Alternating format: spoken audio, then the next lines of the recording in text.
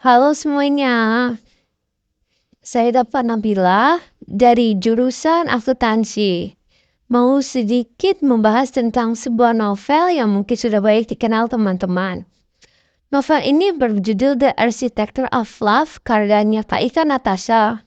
Sebelum kita membahas novelnya, ayo kita kenalan dulu sama penulisnya. Kak Ika Natasha lahir pada 25 Desember tahun 1977. Merupakan seorang penulis buku yang berasal dari Indonesia. Dia memulai karir menulisnya sejak tahun 2006.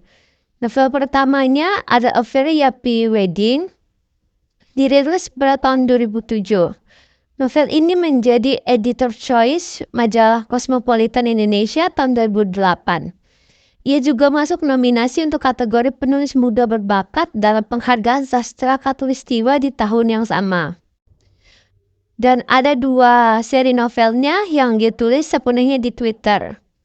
Baik juga novel karya-karya beliau yang sudah dijadikan film seperti Critical Eleven, Antologi Rasa, dan lainnya. Sekarang, saya mau membahas tentang salah satu novelnya yang berjudul The Architecture of Love. Novel ini terbit pertama kali tahun 2016. Novel ini bergenre adult fiction and romance. Buku The Architecture of Love mengisahkan kisah kehidupan sederhana seorang penulis yang bernama Raya Rizjat, merupakan penulis muda di mana Raya kehilangan muse yang merupakan sumber inspirasinya setelah memutuskan untuk bercerai dengan suaminya yang bernama Alam. Raya memilih kota New York sebagai kota pelariannya karena dirinya mengalami writing block yang membuat yakin untuk pindah ke kota tersebut untuk melupakan kenangan masa lalunya dengan mantan suaminya. Setelah sampai di kota New York, Raya menyusuri setiap sudut dari kota tersebut setiap harinya selama 2 bulan ia menetap. Namun hal itu tidak membuat Raya menemukan inspirasi untuk menulis bahkan tidak satu kata pun. Hingga akhirnya salah satu sahabat Raya yang juga menetap di kota New York mengajaknya untuk merayakan tahun baru di apartemen temannya yang bernama Aga. Faktanya, Raya tidak begitu menyukai keramaian, apalagi pada pesta tahun baru yang memiliki banyak tradisi di dalamnya. Seperti mencium orang di depan kita saat pergantian tahun baru berganti. Namun, karena Raya dipaksa oleh temannya, yaitu Erin, akhirnya Raya setuju dengan permintaan Erin untuk merayakan pesta tahun baru di apartemen milik temannya.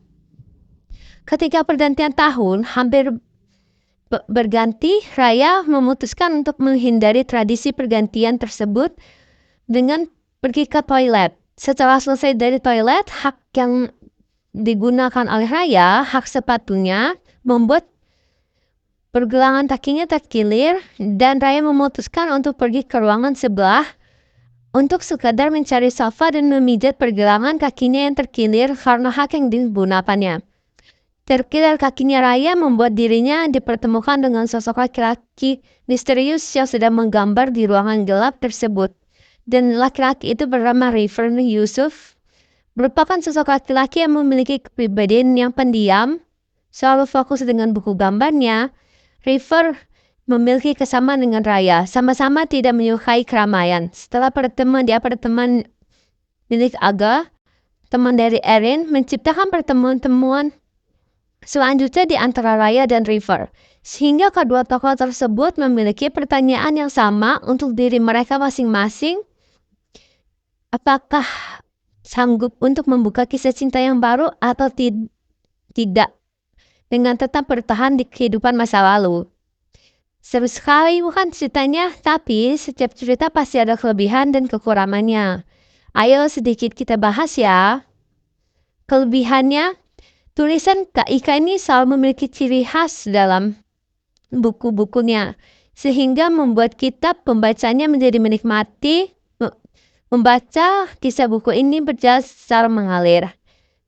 Lalu buku ini memiliki alur cerita yang sederhana dan ringan, sehingga bagi kalian yang menyukai bacaan ringan, buku The Architecture of Love akan cocok untuk kalian semua. Cara penulisan Kak Ika menggambarkan kota New York dalam buku ini terasa nyata bahkan dengan detail-detail kecil sedikit pun. Para tokoh yang ada dalam buku ini diciptakan dengan realistis, baik dan tepat. Di luar tokoh utama pun dibuat oleh penulis dengan baik dan memiliki peran masing-masing yang tidak membuat kita para pembacanya itu bertanya-tanya akan kehadiran mereka dalam buku. Kasus dalam cerita ini terbilang sederhana, sehingga dapat dicerna dengan baik oleh para pembacanya. Namun, pembawaan dari alur cerita juga terasa pedas dan panas. Dan ketika kita membacanya, pasti akan disibukkan dengan dugaan-dugaan siapa dalam dibalik tersebut. Lalu ada selipan kisah romantis ala anak sekolah menengah di antara para karakter juga bisa dinikmati oleh kita para pembacanya. Namun sayang ada sedikit kekurangan nih. Yang pertama, terdapat beberapa bagian cerita yang masih belum dijelaskan dengan detail oleh Kak Ika sendiri sehingga membuat kita pembacanya menjadi sedikit bingung. Dan cerita ini memiliki sudut pandang yang berganti dari sudut pandang orang ketiga menjadi sudut pandang orang pertama sehingga membuat buku ini tidak konsisten dan terlalu tiba-tiba. Nah, itulah review buku karya Kak Ika yang berjudul The Architecture of Love. Kalau dari saya sendiri, saya sangat menyukai buku ini ya, karena menjadi salah satu top novel kesukaan saya. Teman-teman bisa beli bukunya di Gramedia atau toko buku lainnya ya.